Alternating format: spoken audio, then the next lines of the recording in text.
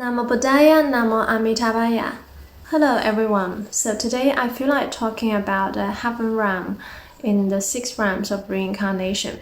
So we talked about before how the 6 realms can also be categorized into the 3 realms, the desire realm, the form realm, and the formless realm.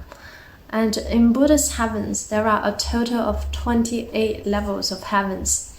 In Buddhist scriptures, there are the most detailed descriptions of heavens and hells than any other scriptures, than any other religions in the world. So some other religion may only talk about 3 levels of heavens or 7 levels of heavens, but in Buddhism there are a total of 28 levels of heavens. So the 28 levels of heavens are also divided into the 3 realms. First, the desire realm.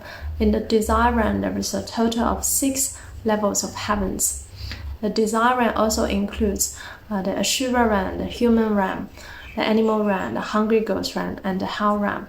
Why is it called a desire realm? Because beings still have desires such as money, lust, fame, food, and sleep. In the form realm, there are a total of 18 levels of heavens. Or sometimes people also talk about 16 or even 20. But the most common one is 18 levels of heavens. And in the formless realm, there is a total of 4 levels of heavens. So in today's video, we'll cover the first 6 levels of heavens in the desire realm. So how can beings ascend to the heaven realm? The desire realm, the first 6 levels still considered as low levels of heavens. In order for beings to ascend to the heavenly realms, one needs to practice the upper grade of 10 good deeds. Not only to observe the 5 precepts, but also to cultivate the 10 good deeds, to perform the upper grade of 10 good deeds. What does it mean to perform upper grade of 10 good deeds? So the 10 good deeds are, for instance, no killing. Not only that you should not kill, but you should also actively try to help save life. So this is called to perform the upper grade of 10 good deeds. Non-stealing, not only that you shouldn't steal, but you should also practice generosity. Not lying, not only that you should not lie, but you should try to speak words of honesty. So these are called to perform the upper grade of 10 good deeds. So if you want to ascend to the heavens in the desire realm, then one not only need to observe the 5 precepts, one should also perform the upper grade of 10 good deeds in order to ascend to the heaven realm. So the first level of heaven is the heaven of the 4 great kings. These levels of heavens, the beings, they live on the waste of Sumeru, Mount Meru. So we talked about before how Sumeru is a mountain that's in the center of a small world in Buddhist cosmology. And this mountain is invisible to our physical eyes. It's not on earth, but it's in the center of a small world. And there are 4 continents or planets that surround this mountain. So the 4 heavenly kings, they live on the waste of Mount Meru, and each of them governs one direction. And each of these heavenly kings, they lead a legion of supernatural beings to help guard one of the 4 continents or the 4 planets that we talked about before. So to the south is the heavenly king of growth, and it leads Kumbhandas, also a type of supernatural beings. And Kumbhandas sometimes can be considered as a low level of deities or even ghosts with great blessings. So they lead Kumbhandas and they guard Jambudvipa. So Jambudvipa is the 1000th continent or planet, also known as Earth. So we are currently living in Jambudvipa. And to the north is the heavenly king who hears everything.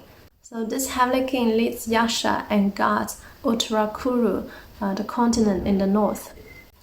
And to the west is the heavenly king who sees everything. And this heavenly king leads Nagas and guards Aparagodaniya. And to the east is the heavenly king who upholds the realm. And he leads Gandharvas. Gandharvas are heavenly musicians, low level of deities, and together they guard Purvavideha in the east. So the lifespan for beings in the four heavenly kings are 500 heavenly years, with one heavenly day equals to 50 human years. So the total lifespan is like 9 million human years. And the height of their bodies is 1 kilometer. So the higher the heavenly realms, the taller the bodies, and also the longer the lifespan. And all the heavenly beings, they were born through transformation, unlike us humans that we were born through the womb.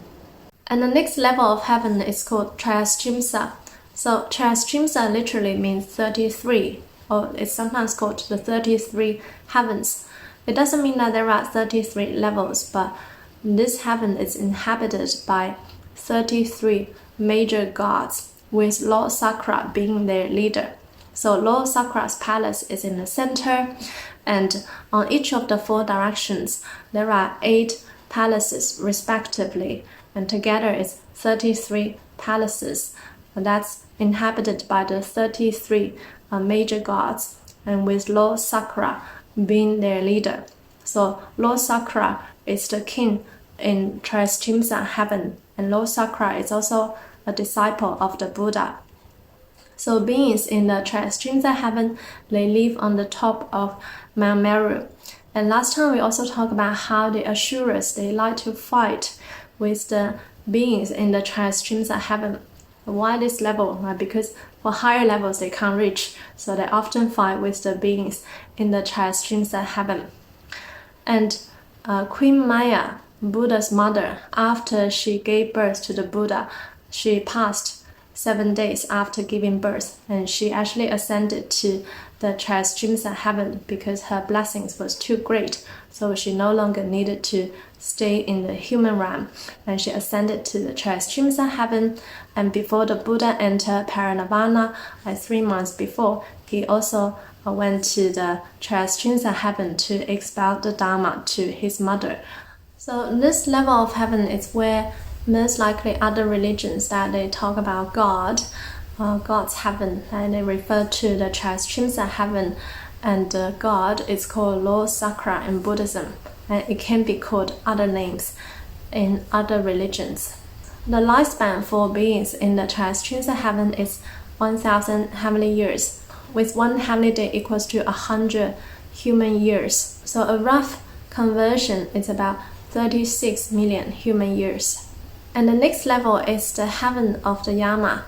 So for the heaven of the Yama, beings, they no longer rely on earth, rely on Mount Meru to live. All the beings from the heaven of Yama and above, they all live in the air. So they are free from the strife in the lower world. Beings in the heaven of Yama enjoy great pleasures.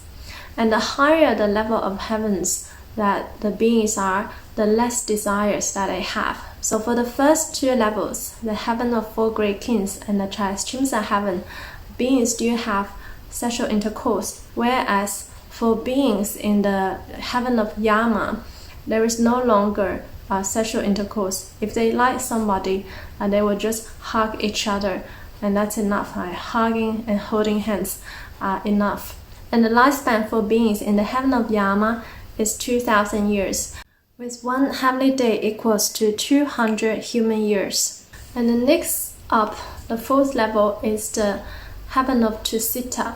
So this level of heaven has an outer core and an inner court. The inner core of the Tusita heaven is quite special, where currently the future Buddha, Maitreya Bodhisattva, still a Bodhisattva, is expounding the Dharma in the inner court of the Tusita heaven. So the inner court of Tusita heaven, beings there are free of lust, free of desire, whereas beings in the outer court, they still have lust, they still have desire.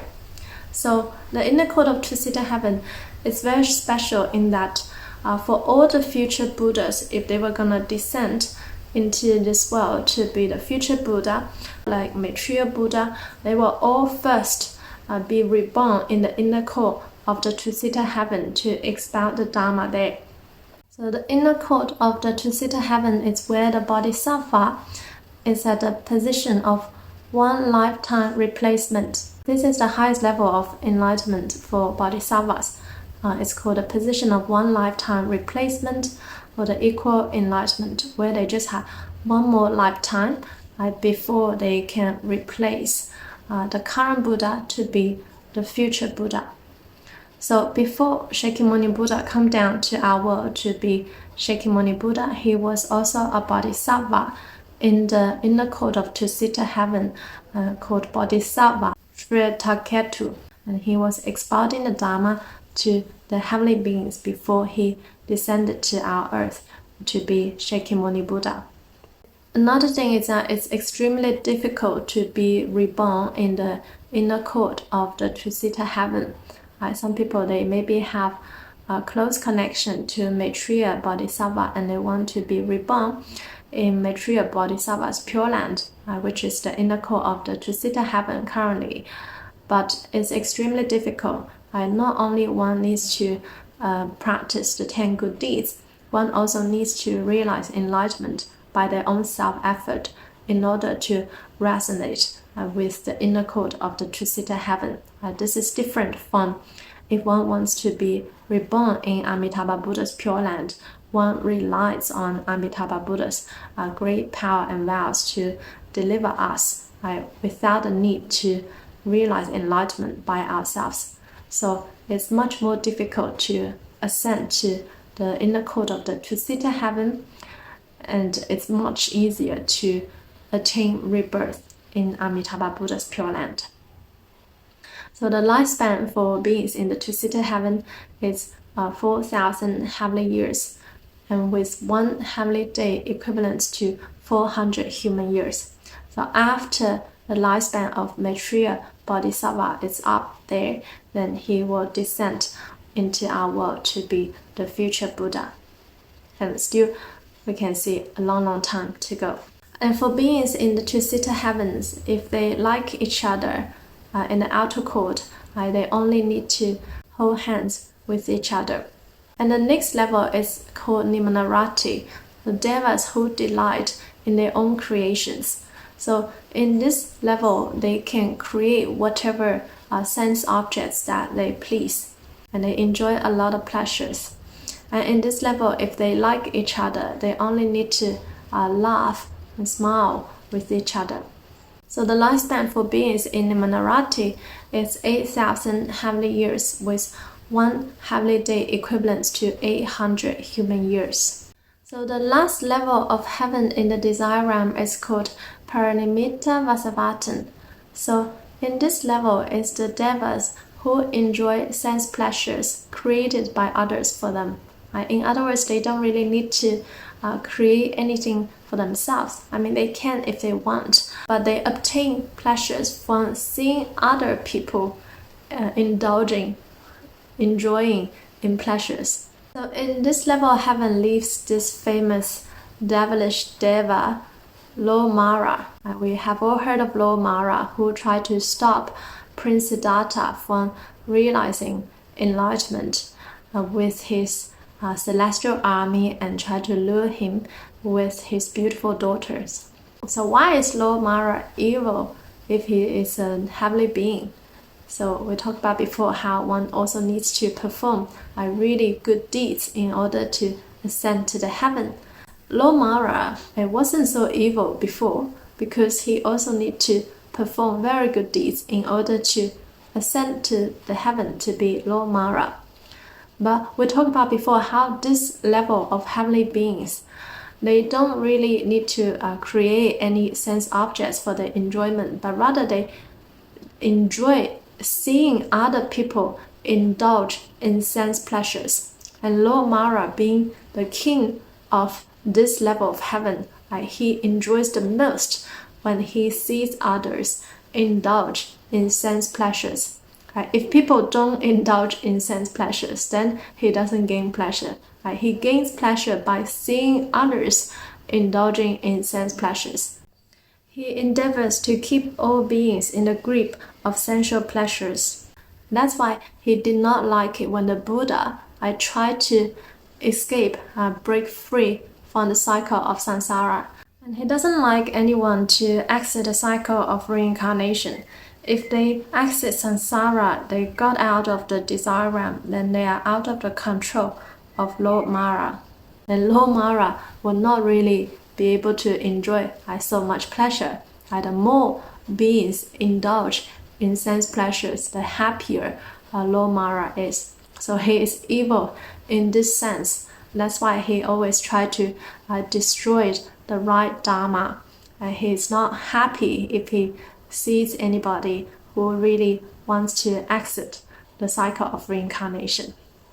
Of course, Lord Mara will not just disturb any spiritual practitioners because most of us, we are still very far away from really cutting off all our desires. Only if you are really at the level of a Buddha or even like an Arahant who can really break free from the cycle of reincarnation, then the Lord Mara will try to test you and to try to stop you from doing that.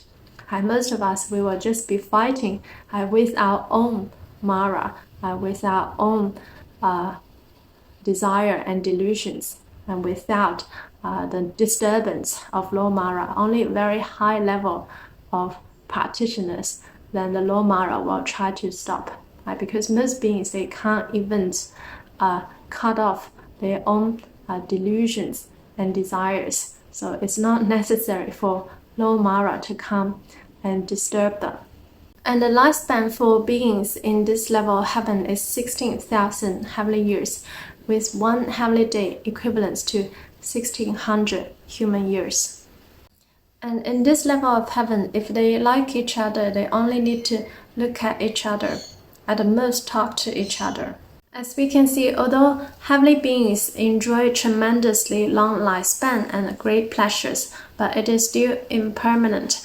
After their lifespan is finished, they still have to fall back down, and most likely to fall into even lower realms, because a lot of heavenly beings, they think that their lifespan is eternal, but when they discover that, actually it's not, their lifespan has to also come to an end, then most likely they will generate anger and negative emotions and most likely fall into the lower realm.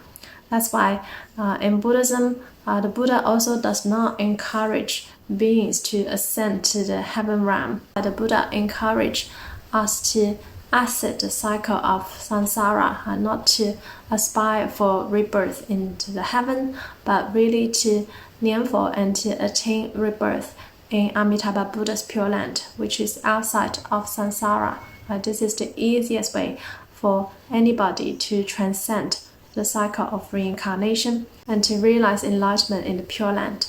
So in the next video, we'll also talk about the heavens in the form realm and the formless realm. Namo Buddhaya, Namo Amitabhaya.